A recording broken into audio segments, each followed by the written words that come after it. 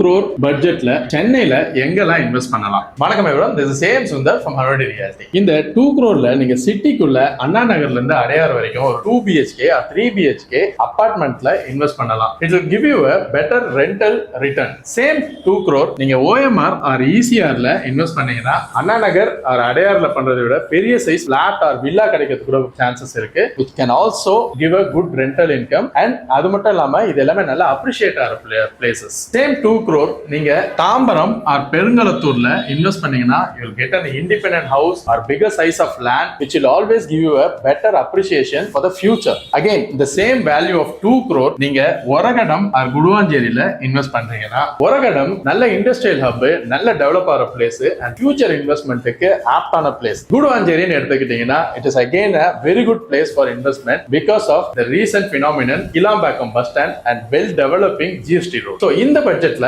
நான் சொன்ன இந்த 4 இடத்துல நீங்க எங்க இன்வெஸ்ட் பண்ணுவீங்கன்றத எனக்கு கமெண்ட் பண்ணுங்க. ஆர் உங்க பட்ஜெட் என்னன்றத சொல்லுங்க. I'll suggest you the right property.